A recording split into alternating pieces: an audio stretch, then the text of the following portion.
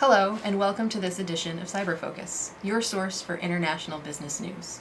I'm Sara Reeves, and with me today is Dr. Stephanka Korytova, adjunct faculty with the IU International Studies and an affiliate with the IU Center for Global Change. Thank you for joining us today. Thank you. It's lovely to be here, and thanks for the opportunity to speak. Not a problem. So we wanted to talk to you today about human trafficking, which is something that you've done a lot of work on. And I was wondering if you could start up just by explaining to our audience what is it that when we say human trafficking, what we mean? I think the easiest way of conceptualize human trafficking would be looking at it as a modern slavery. Of course, there's scholarship that would disagree with it. They would say, oh, it's not slavery anymore. But so human trafficking, if we accept that it is a slavery, we'll say that slavery really never stopped in this country after the Civil War, that it continued to exist. It existed before the African slaves were exported to the New World. It existed in Europe, in Africa, and so really never stopped. And of course, in globalized world, it was given a little bit more, I think, nutrition and sort of conditions in which human trafficking thrives. We talk about many phases of human trafficking, and talk about labor trafficking, child trafficking, sex trafficking, organ harvesting. And of course we could then sort of related issues such as forceful or illegal adoption, child soldiers. So all these related, when you're forced to do something under a threat, you're coerced to do something, there's a threat of dead bondage, where your identity papers are withheld, you're basically owning another person. So it's a sort of commodification of another person and for gainful, for profit. And so the reason it's a very profitable illicit trade, together with, apparently it's the sometimes second, sometimes third most profitable illicit business, together with illicit trade in drugs and weapons. And that is somewhat related to, when I was thinking about it before the talk, if I may, the flow of human beings who are trafficked tends to go from global south to global north, as the global north demands cheap labor, and especially undocumented labor. And whereas the flow of weapons, especially not only illicit but also official trade, goes from global north to global south. So it's kind of, when you look at it that way, you develop really a sort of negative attitude towards a sort of perception of humankind, what happened to us. Just to illustrate that how profitable also it is, especially in comparison with the historical slavery in this country, to purchase a slave in current money, a slave would have cost about $1,000. That is, pre 1965 in the US, whereas now a slave can be as cheap as about $30 to $35. So, why wouldn't people, I mean, this is now, I'm being sarcastic, why wouldn't people use them? Because it's a cheap commodity.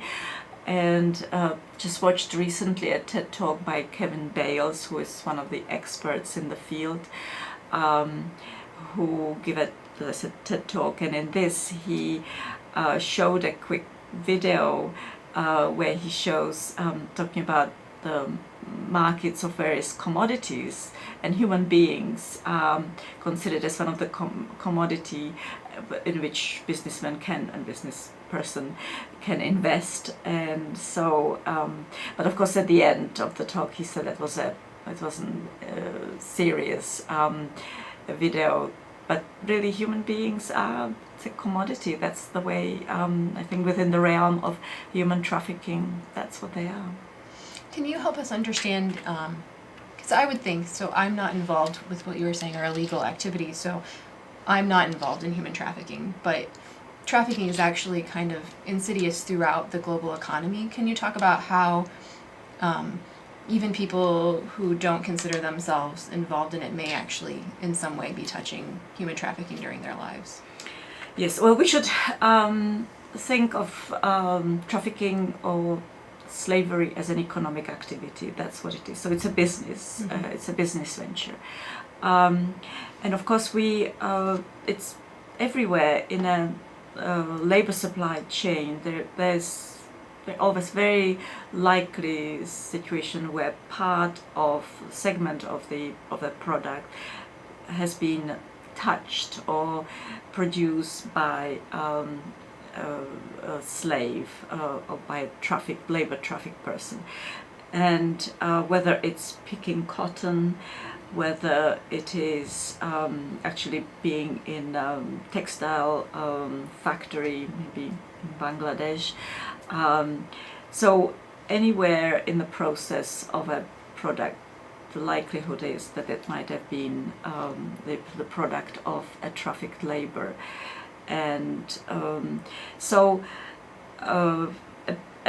to use business analysis would be very helpful for this, because somebody suggested, well, let's follow the money and we'll get to, so each transaction has to be accounted for. So somewhere there it could be, you would refine that segment of that product was made by a trafficked person. The thing is, do we really want to find it? This is, I think, the key question. Of course, it's a human rights issue. We continually strive to help labor conditions, well, maybe workers' rights, at least ideally. But anyway, so in order to, especially in sort of global competition, you're trying to increase the profits and drive the costs down, of course, as a way to increase the profits. So the demand for labor that is trafficked, that is sort of completely sort of under the table is great. So I'm not sure whether I answered quite your question. No, that was. I'm just trying as much as I can to relate it to the business activity, because that's what it is. It's an economic activity, and so only we as consumers can affect it and sort of maybe even have it as our task to get rid of it. And because there is an evidence that the profits from this illicit trade of human beings may fund terrorist activities, because it's very much mafia. The mafia networks are definitely integral part of it, whether large scale mafia or just sort of mom and pop operations.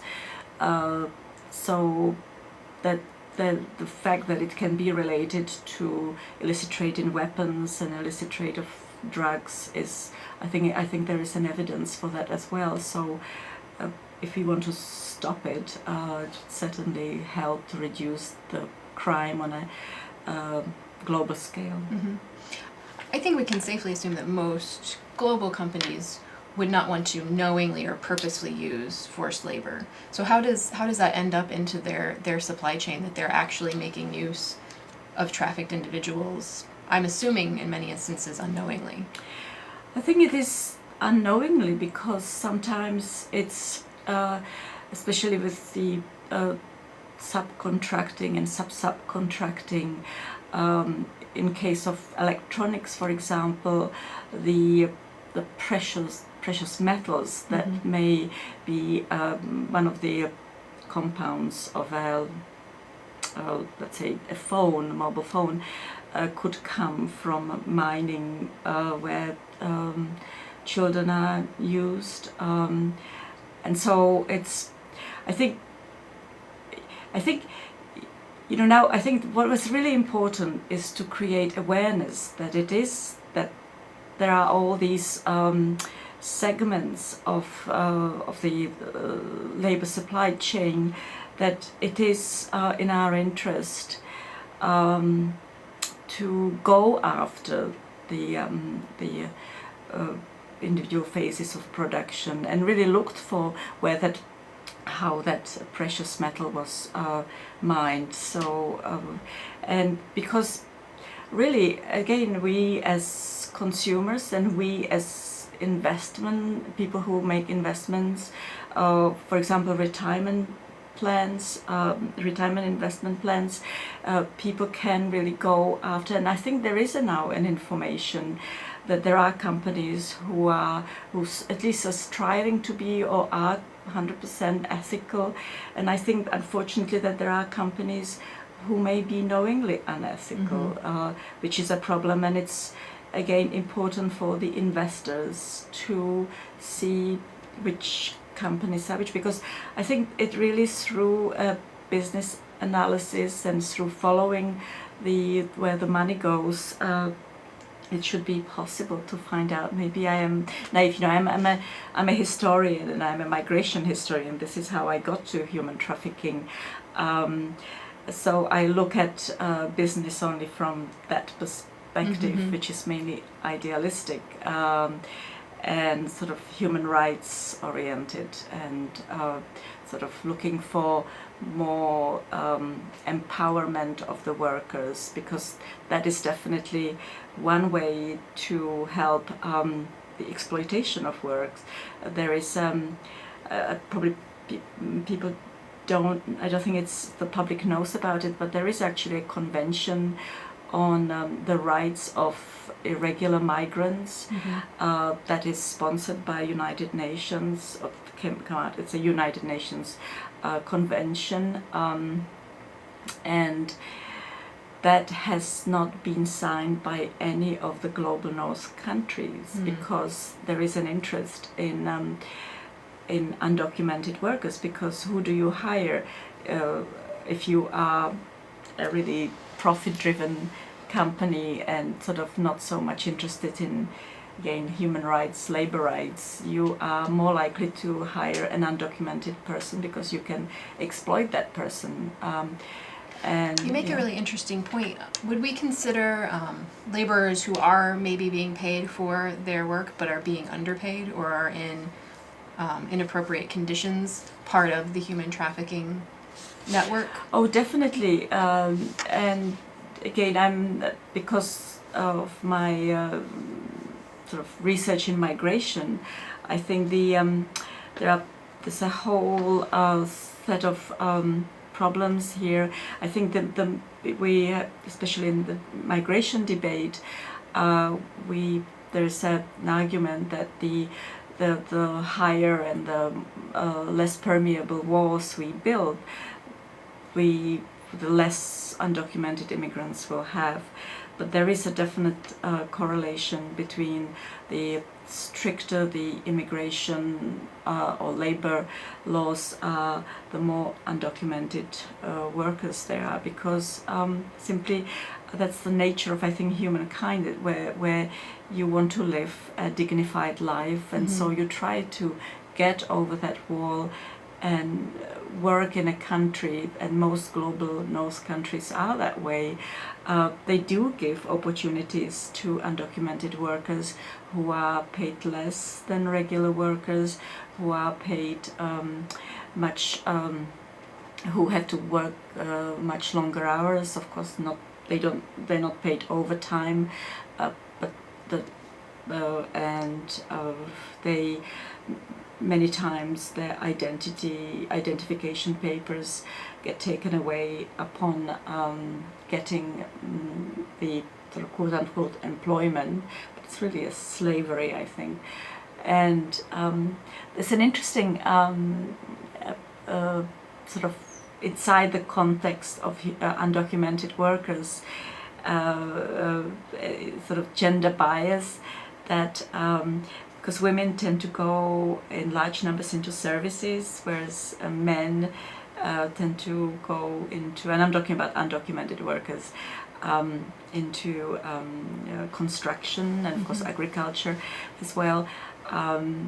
That if you're a worker who is going to work under contract, they don't have to ask you for your social security number, whereas women in services, they have to provide the employer with a social security number.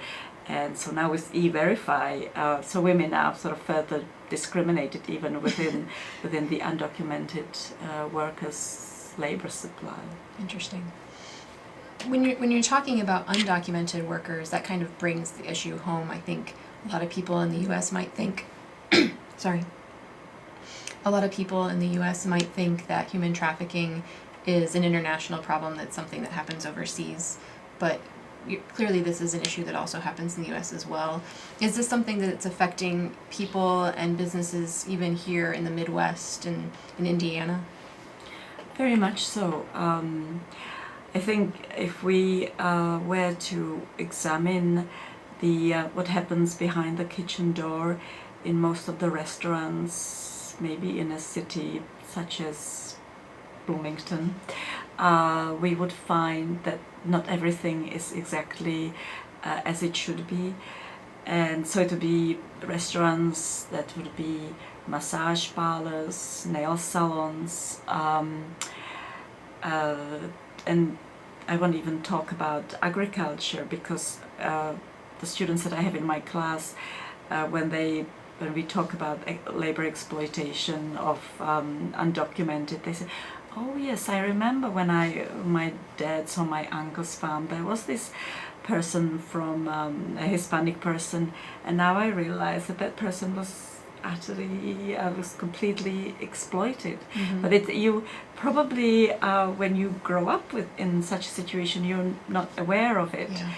And but it definitely is, it is a problem. And there have been cases in the news, or cases report on the news of factories or plants where poultry is being processed completely based on undocumented worker labor force, terrible conditions, of course, no health care or assistance, so people working with open cuts.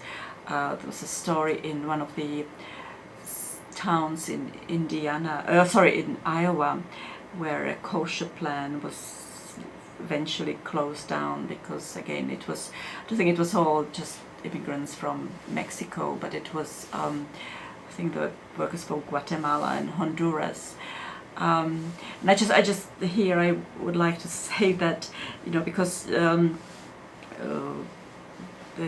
could be I don't want to lead the people that are interested in this to sort of then start racially profiling people, but there are about 50,000 undocumented Czechs living in Chicago, so we should, we sort of should take that into consideration, that there is plenty of undocumented immigrants from Europe, and they have lived here for 20 years, maybe more than half of their years, so half of their life, sorry.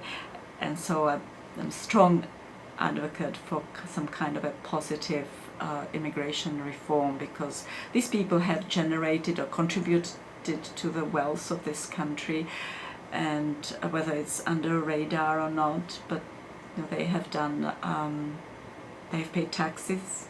So definitely I think it would help if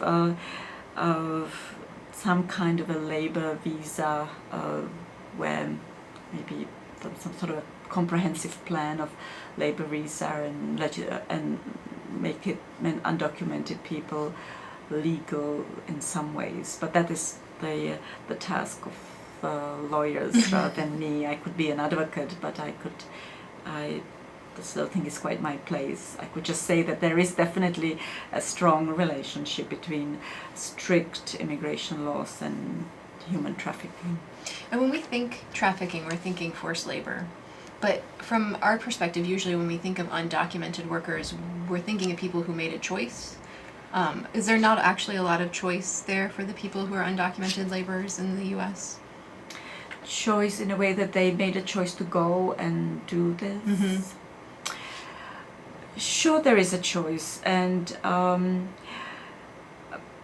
but part of human trafficking is that it's really an integral part of it, is the deception. Mm-hmm. So you trust the person that is you're related to, or a good friend who tells you, there is an opportunity to do this work, and you will get lots of money, and eventually, once you pay for the flight, for the airfare, you'll that you'll be okay because you will have earned a lot of money, and maybe you can send money home. So we shouldn't think that it is all happening across the sort of Mexican-US border, that people are willingly climbing over the walls. I think most of the trafficked people in this country, they are either people who are already here, so US citizens are trafficked as well. It Mm-hmm. you don't need to cross a border, and then so that is definitely a fact to remember. But most people who come from other parts of the world come here on a tourist or temporary labor visa, and then when the visa expires, they know that the chances of them being renewed or extended are very slim, or they'll have to go home and to go through this tedious process again.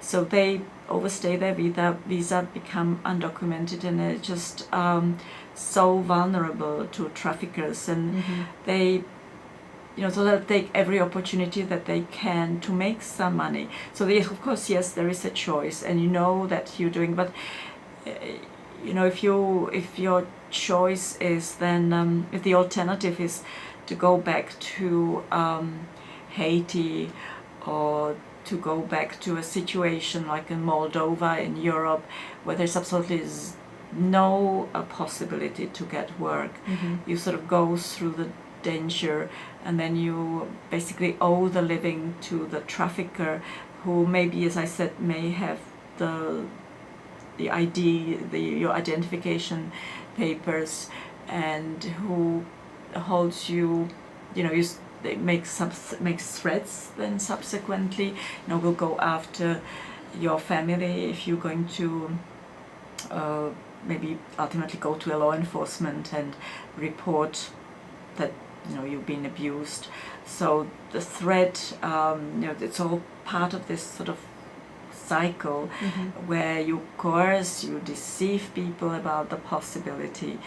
So even if we just go to one other phase of human trafficking, to sex work, for example, which is another, we should look at the economic activity.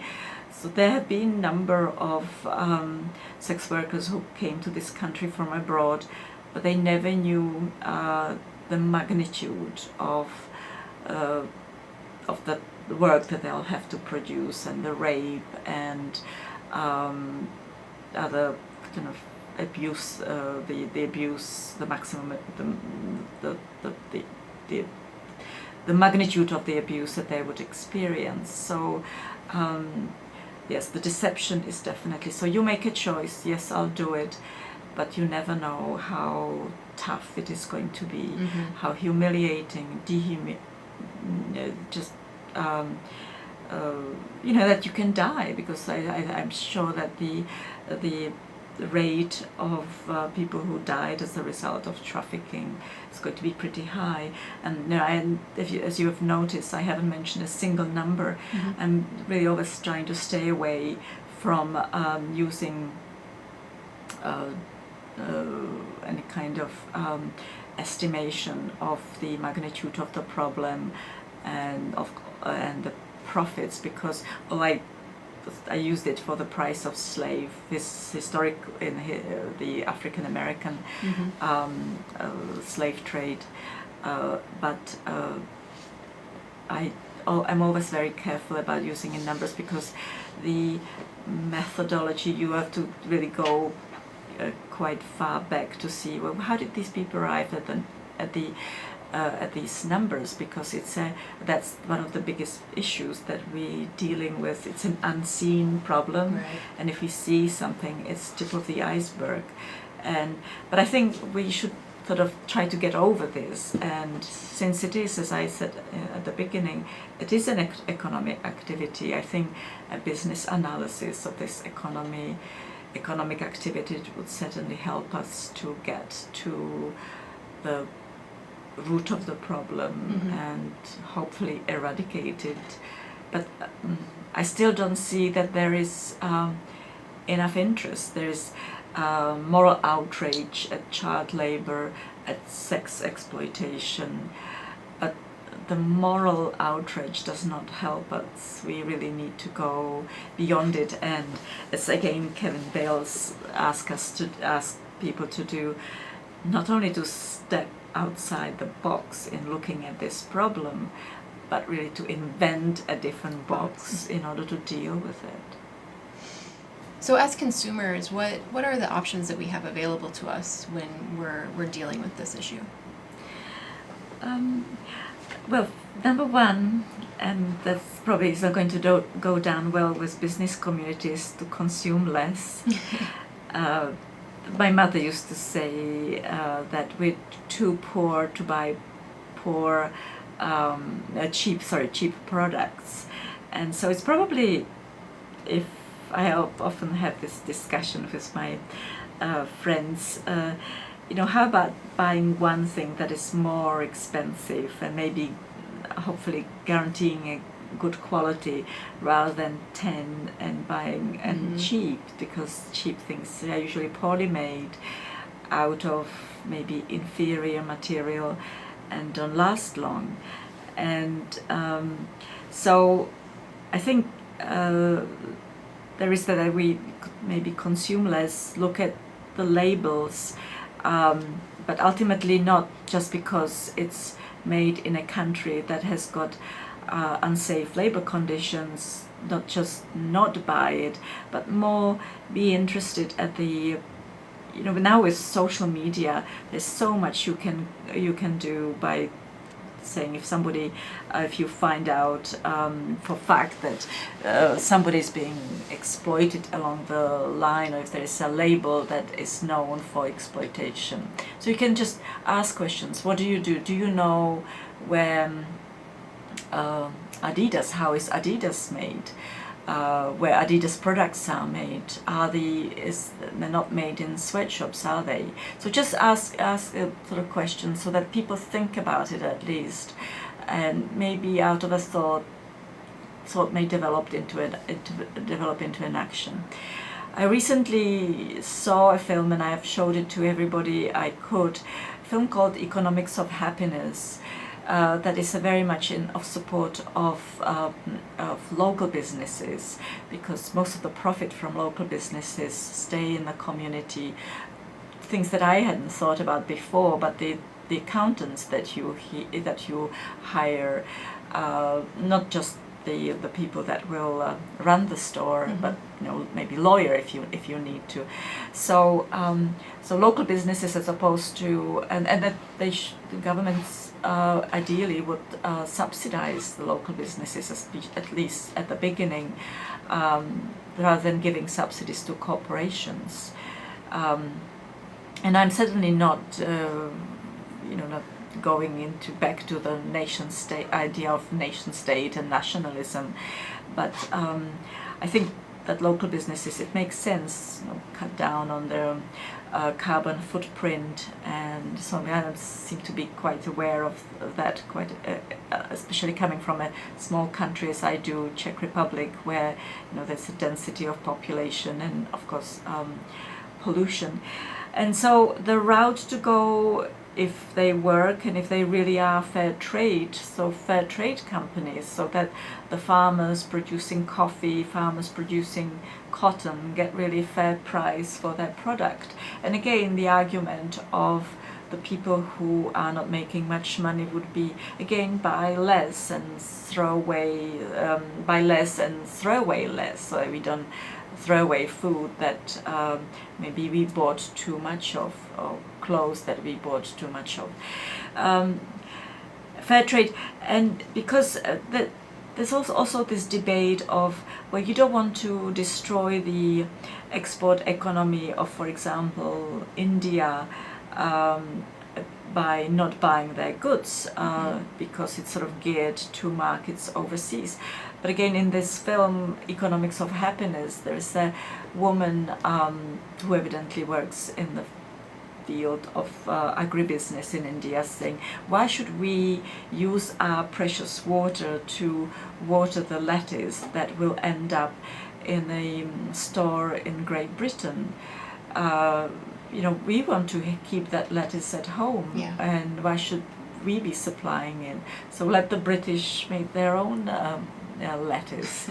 And so, because I think what may happen in the not so distant future, that there's going to be a struggle for basic needs such as drinking water and so on. So it should stay in India. And I think there is actually an ongoing conflict over the water resources between Pakistan and India. So anyway, so fair trade would be, I think, one way to go to, and people producing goods locally, so that you would support the local labor force as well, plus you would help the environment as well. When we think of human trafficking, I think a lot of times what comes to mind are things that might be more popularized by even television crime dramas, where we think of sex trafficking or forced labor, but there are other forms of trafficking that people are not as familiar with. One of them is organ trafficking. Can you talk a little bit about that? It's a very controversial topic, which again is another illustration of, this sounds horrible, but organs flowing from the south to the global south to global north, and again are not kept to where they need it. So apparently there are villages in Ukraine where just about everybody has a scar where one of the kidneys is. So two kidneys is a luxury, but one is a necessity. And apparently, again, because the reason why it is a case of trafficking is that many of these donors were deceived about the money that they will get for the sale of their kidney. The follow-up was not done, the medical follow-up was not done properly, so some of them may have become handicapped and not able to live on the little money that they got for the sale of the kidney. And then there are images also of Filipino workers standing in line, and just about everybody has a scar after they donated the kidney. And the reason why we know very little about this trafficking is, again, it's an economic activity, is that people, the sort of the victims or the survivors of that type of trafficking doesn't get much reporting, because people feel so stupid after they've done it, and so they're embarrassed and don't do anything about it. So certainly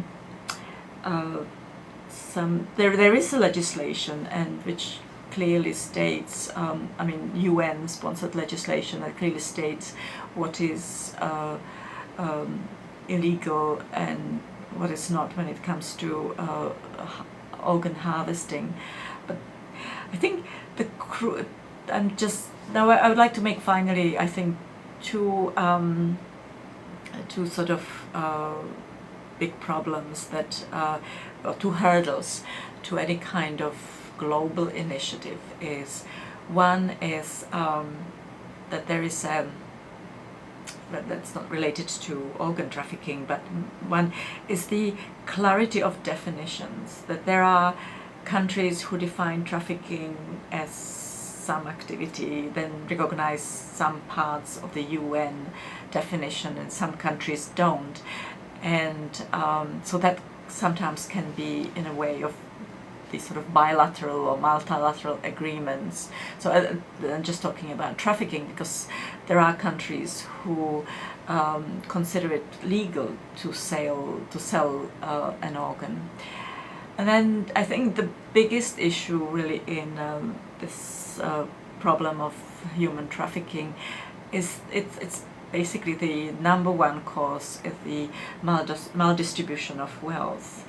And until we do something about the maldistribution of wealth or unequal distribution of wealth, it's going to be difficult to tackle this problem. Mm-hmm.